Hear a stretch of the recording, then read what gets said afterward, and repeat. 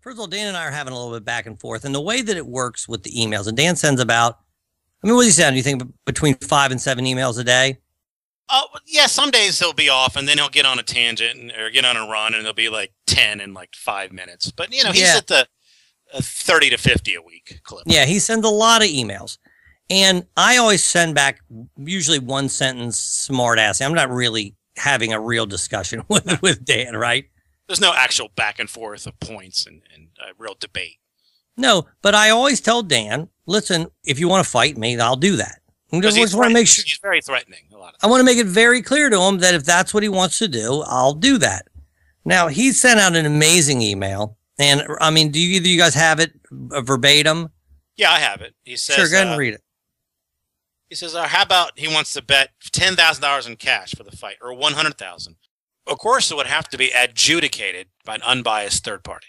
I could crush you in anything: physical fight, weightlifting, intelligence test, languages, music, trivia, world history, geography, memory test, any sport you care to name, any sport, computer knowledge, video games, picking up women, investing, comedy competition, anything. Because I'm a genius? No, because you're a stupid, uneducated redneck. Educated? I went to the University of Maryland. Yeah, you're educated. But any sport in the world, music. I don't even know what we're going to play instruments. I don't even know. I'm positive. I'll play him one-on-one in basketball. I'm pretty confident I'll win. Yes. You played basketball. I'm pretty confident you're going to win 80. I mean, computer knowledge, he'll win that. He'll beat me in computer, but he'll beat me in languages. Yes, he'll beat you in that. But the one thing that he proposed is he said he doesn't want to fight me because he'd kill me and his life is worth living, is basically what he said. I'll get to that. He says it would not really be a fair fight because you have glasses and you are in a horrible physical condition. I'm not, by the way. I'm in good physical condition. But you have glasses means you can't fight. Okay. Oh, I thought it meant like if he hit me, it would hurt because my glasses would smash. Okay. From a practical standpoint, it would not work because I would no doubt beat the crap out of you and kill you. Then I would go to jail, and unlike you, I have a lot to live for. No, he has nothing to live for. You have children. You have friends. You have a career. He has nothing to live for. You can't have less to live for than this guy. However, this is the funny part. There is one way it can work. He's actually proposing this. More than 12 miles offshore on a yacht in international waters or in an independent territory such as the Isle of Man or Blue Seed. What's that? I'll explain in a second. A fight to the death with the winner receiving all of the loser's assets. That presents two problems. First of all, you have no assets, and second of all, you don't have funds to fly anywhere for such a contest. Even though you make more money than him and own more things than him, and all that stuff is untrue. First of all, Isle of Man is I don't even know what that is. Maybe Dan will beat me in geography. It's located in the Irish Sea between the islands of Great Britain and Ireland. It is a self-governing British Crown dependency. Apparently, you can just go there and just murder people.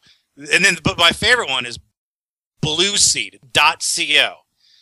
It is basically a cruise ship that you live on community for entrepreneurs. It's 12 nautical miles from the coast of San Francisco international waters again, and it allows startup entrepreneurs from anywhere in the world to launch or grow their companies near Silicon Valley. But they're not going to let people fight to the death, are they? Everyone else, what are you here for? Oh, I'm building this. What are you here for? Yeah, I'm here to kill some. Yeah. I'm positive that they're not going to allow that if there are people there, creating websites and designing products. I mean, they're not going to let us have maybe that's our death product. match, are they? That's our product, is that we're going to have sanctioned fights to the death that are legal. That's our startup. That's our business. Fight to the death. Well, I'm not sure. Did Dan say that he would fight me to the death, or did he say it wasn't worth it because I don't have anything? Because I do have stuff. I mean, I'd be more than willing to explain to Dan what I actually own. Well, first of all, I'm putting this, the website, this on our chat, blueseed.co. And also, of course, check out our Twitter at Rob and Joe Show and Facebook.com/Rob and Joe Show. All the good stuff that we're talking about this week. I mean, first, it's ridiculous. You're not going to fight to the death. But it's funny that he didn't just think about this and wait an hour. This is a conversation that was ongoing. And seconds later, he has two suggestions for where to have a fight to the death, as if he's thought about this and had this conversation before with someone. This isn't the first time he's broached. No. He's had a link. We had actually had a conversation. I wasn't going to go into this, but we had a conversation with the manager at Magooby's, who was having discussions with Dan about opening a club. And he kept saying to Dan, well, aren't the people that are backing you, don't they care about when this opens? He goes, no, they're billionaires. They don't care. They're just happy to have a club in the United States. Yeah. Well, they don't have a club. It never opened. Well, when he talked to them, it had already closed and it never reopened. So they never did have a club that opened. But it's just that billionaires don't become billionaires just by pissing their money away. They don't just throw money at something and go, pro athletes do that, okay? They get a big contract and say they want to own a bar, and then they don't pay attention to it. Not billionaires. That's why they're billionaires, because they don't make investments that they don't follow or care about. So I want to go over this. Let's say you're in a fight to the death. I mean, I suppose there are no rules because it is a fight to the death, right? Yeah, I mean, if it's a fight to the death, sure. Do I show up with a gun and then that's it? Well, I'm assuming that you show up with no weapon, but anything around you can use as a weapon. That would be. Well, here's what worries me a little bit. So I get in there. I'm positive. I'm very confident in any physical. I'll match up with Dan 9. I have no problem with that. But if it's a fight to the death and you say, "Here are the rules," it's just your bare hands and you just beat the other person to death. That's the rules. And then he shows up and he shoots me.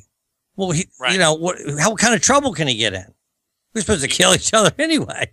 You have to. Oh man, that guy cheated. All right, see ya. So how's it going to work? I'll have to bring my own gun. No, you have to fight nude. I'm not doing that. That's going to hurt. Even if I win, I lose. It's going to hurt our pay-per-view dollars for that. That's going to go way down. Okay, in chat, he says he'll play you in one-on-one basketball. He says he can two-hand dunk.